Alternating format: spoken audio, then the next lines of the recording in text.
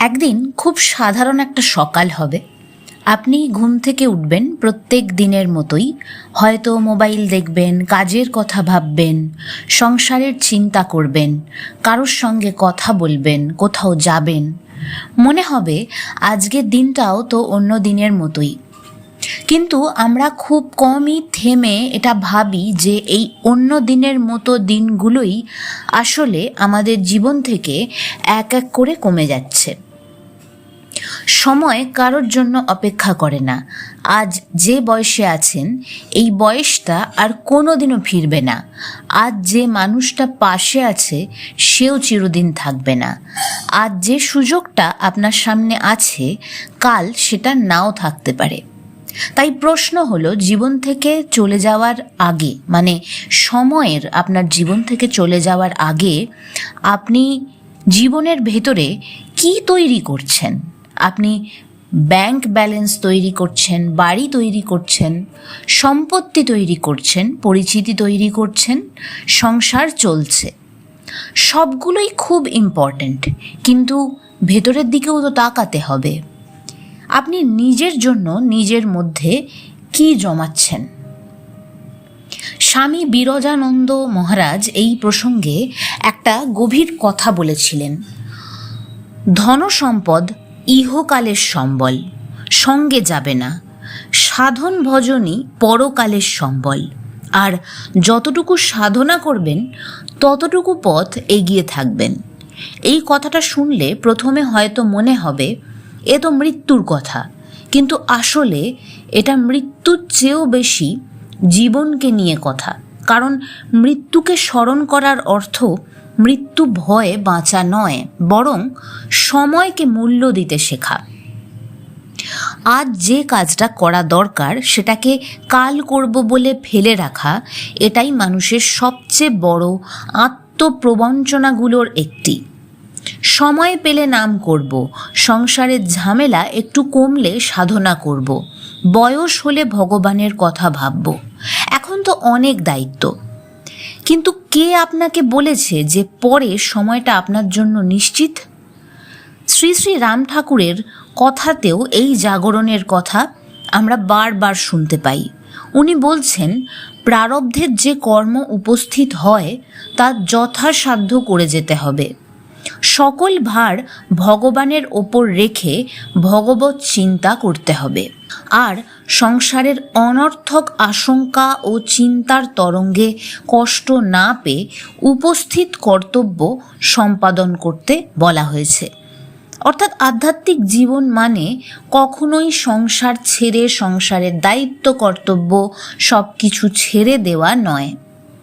সংসারের মাঝখানে থেকেও বুঝতে শেখা কোনটা আমার কর্তব্য আর কোনটা আমি অহংকার করে নিয়ন্ত্রণ করতে চাইছি। আপনি কাজ করবেন, সন্তানকে মানুষ করবেন, সংসারের দায়িত্ব নেবেন, অর্থ উপার্জন করবেন, অসুস্থ হলে চিকিৎসা করবেন বা করাবেন, ভবিষ্যতের জন্য পরিকল্পনা করবেন। কিন্তু সব কিছুর সঙ্গে যদি এই বিশ্বাসটা জুড়ে দেন সব কিছু আমাকেই নিয়ন্ত্রণ করতে হবে, তখনই মন ক্লান্ত হতে শুরু করে। রাম ঠাকুরের বেদবাণীর একটা অত্যন্ত গভীর শিক্ষা হলো, জীব অনর্থক আশঙ্কা আর চিন্তার তরঙ্গে কষ্ট পায়। তাই সমস্ত ভার ভগবানের পায়ে রেখে উপস্থিত কর্ম যথাসাধ্য শেষ করতে হবে এবং যখন যেমনভাবে সম্ভব ভগবত চিন্তা করতে হবে। এখানেই নাম জপের প্রকৃত প্রয়োগ। নাম মানে শুধু পূজার ঘরে বসে মালা ঘোরানো নয়। নাম মানে জীবনের মাঝখানে ঈশ্বরকে ভুলে না যাওয়া। আপনি বাসে যাচ্ছেন, নাম। রান্না করছেন, অফিস যাওয়ার আগে, কাজের চাপের মধ্যে কেউ আপনাকে কটু কথা বলেছে, অপমান করেছে, ভবিষ্যৎ নিয়ে আপনি আতঙ্কিত, আপনি চিন্তিত, ঘুমোতে যাওয়ার আগে, সব পরিস্থিতিতেই আপনি নামকে নিয়ে আসবেন সচেতনভাবে। রাম ঠাকুরের বেদবাণীতে স্পষ্টভাবে বলা হয়েছে, সর্বদা নাম করিবে, নামেই সকল অভাব দূর করে, মনকে স্থির করিয়া দেয়। আবার অন্যত্র বলা হয়েছে সকল ভার ভগবানের ওপর রেখে নাম করতে থাকতে হবে। এই অভাব শব্দটাকে শুধু টাকা পয়সার অভাব ভাববেন না, মানুষের সবচেয়ে বড় অভাব স্থিরতার অভাব। একটা মানুষ অনেক কিছু পেয়েছে কিন্তু তার মন অত্যন্ত অশান্ত, আর একজন বিশেষ কিছু পায়নি কিন্তু তার ভেতরে একটা নির্ভরতা আছে। এই পার্থক্যটা কোথায়?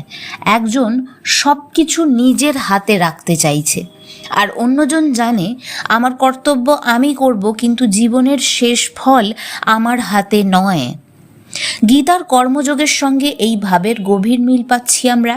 কর্ম থেকে পালিয়ে যাওয়া নয়, কর্মের মধ্যে থেকে নিজের কর্তব্য করা, কিন্তু ফলের প্রতি এমন আসক্ত না হওয়া যাতে ফলাফলই আপনার শান্তির মালিক হয়ে যায়। আজ আপনার ব্যবসায় লাভ হলো, আমি আনন্দে ভেসে গেলাম। কাল ক্ষতি হলো, আপনি ভেঙে পড়লেন। আজ সবাই প্রশংসা করলো, নিজেকে খুব বড় বলে মনে হলো। কাল কেউ অপমান করলো, সারাটা দিন নষ্ট হয়ে গেল। তাহলে আপনার মন আসলে তো আপনার হাতে নেই।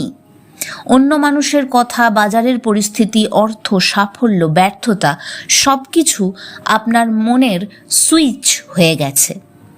গীতার স্থিতধীর আদর্শ ঠিক এখানেই গুরুত্বপূর্ণ, বা স্থিতপ্রজ্ঞ অবস্থা বলা হয়। সুখ দুঃখের ঢেউয়ের মধ্যে থেকেও ভেতরে একটা স্থির কেন্দ্র তৈরি করা।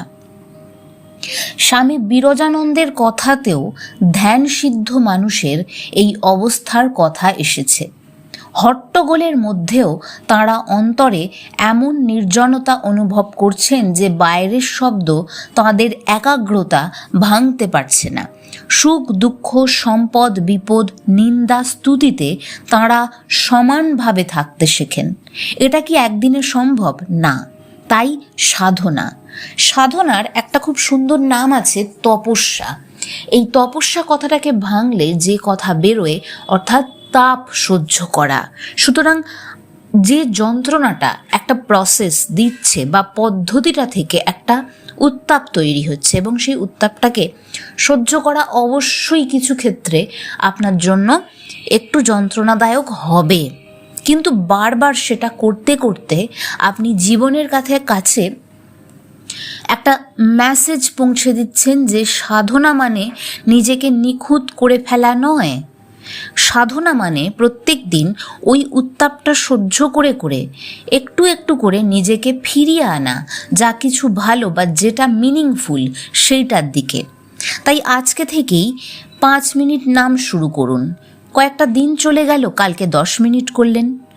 মন চলে গেল, আবার তাকে নামের দিকে ফিরিয়ে আনলেন। চিন্তা এলো, আবার নামে ফিরিয়ে আনলেন।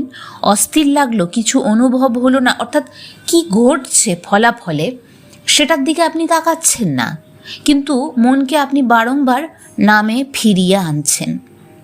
কারণ নামের ফল সঙ্গে সঙ্গে অনুভূতি হয়ে আসবে না। ফল প্রথমে দেখা দেবে আপনার চরিত্রে, আপনার চিন্তায়, আপনার চেতনায়, চৈতন্যে। আগে যেখানে রেগে যেতেন সেখানে একটু থামতে শিখবেন, যেখানে খুব ভয় পেতেন সেখানে একটু ধৈর্য আসবে। আগে যেখানে সহজেই অন্যের সঙ্গে তুলনা করতেন নিজেকে, সেখানে নিজের পথে সন্তুষ্ট হতে শিখবেন। আগে যেখানে বলতেন সব কিছু আমার মতোই হতে হবে, সেখানে বলবেন যে যা আমার কর্তব্য আমি করব, বাকিটা তাঁর। এটাই অন্তরের পরিবর্তন। আর স্বামী বিরজানন্দের দেওয়া কথাটার শেষ অংশ আরও গভীর। যত সাধন ভজন করবেন ততই ভগবানের কৃপা অনুভব করবেন, বুঝবেন তিনি অন্তরালে থেকে আপনাকে কতভাবে সাহায্য করছেন।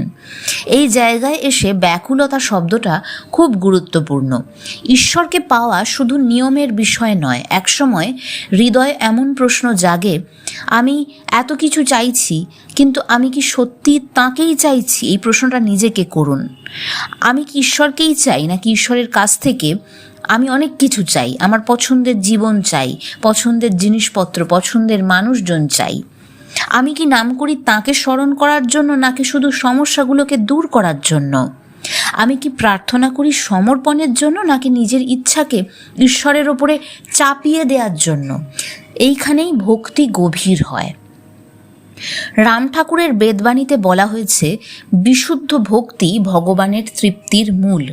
অহংকার ও ঐহিক বৈভবের মোহ নয়, নাম ও ভগবানের মধ্যে ভেদ না রেখে নামের আশ্রয়ে থাকতে বলা হয়েছে। তাই আজ থেকেই খুব সহজ একটা নিয়ম নিন, কিন্তু প্রত্যেক দিন সেটা করুন। প্রত্যেক দিন আপনার জীবনের সবচেয়ে মূল্যবান 5 মিনিট ঈশ্বরকে দিন। সকালবেলা ঘুম থেকে উঠে মোবাইল ধরার আগে মাত্র 5 মিনিট চোখ বন্ধ করুন, নিজের ইষ্ট নাম স্মরণ করুন, তারপর বলুন, ঠাকুর আজকের দিনটা তোমার। যা আমার কর্তব্য তা করার শক্তি তুমি আমাকে দাও। যা আমার হাতে নেই তার ভার তোমার। আর সময় চলে যাওয়ার আগে যেন আমি তোমাকে ভুলে না যাই। তারপর নাম করুন, কিচ্ছু চাইবেন না, শুধু থাকুন। আর দিনের মধ্যে যতবার সমস্যার মধ্যে পড়বেন, যতবার মনে হবে যে ক্লান্ত লাগছে, ভয় করছে, তখন নামের দিকে ফিরে আসবেন 1 মিনিটের জন্য হলেও। এই সময়ে আপনাকে ব্যাংক ব্যালেন্স বাড়িয়ে দেবে না, আপনার সব সমস্যা দূর করে দেবে না, কিন্তু আপনার জীবনের ভেতরে এমন একটা সম্বল তৈরি করবে যেটা কোনো রকম ব্যাংক, সম্পত্তি, পরিচিতি থেকে আপনি পাবেন না। আপনার ভেতরে একটা আশ্রয়স্থল তৈরি হবে যেখান থেকে আপনি জীবনকে আরও বিচার বিবেচনা করে সুন্দর করে নিতে পারবেন। একদিন যখন সত্যি সব কিছু পেছনে পড়ে থাকবে, তখন কিন্তু আপনি এই প্রশ্নটা করবেন না যে আপনার কত টাকা ছিল। আপনি প্রশ্ন করবেন আপনার ভেতরে কি ছিল, আপনি কাকে স্মরণ করতেন, আপনার মন কোথায় ছিল। আপনার জীবনের সবচেয়ে মূল্যবান সময় আপনি কাকে দিয়েছেন। তাই আজ সময়কে অবহেলা করবেন না। কাল থেকে করব, এই কথার কোনো অর্থ নেই। এটা নিজেকে বলে দেয়া যে আমি কখনোই করব না, কারণ আপনিও জানেন এই কাল আপনার কোনো দিন আসবে না। তাই নিজেকে এই আত্মপ্রবঞ্চনা নাইবা করলেন। আজ এই মুহূর্ত থেকেই শুরু করুন। 1 মিনিট দিয়ে শুরু করুন, একটা নাম দিয়ে শুরু করুন, একটা প্রার্থনা দিয়ে শুরু করুন, একটা ভালো কাজ দিয়ে শুরু করুন।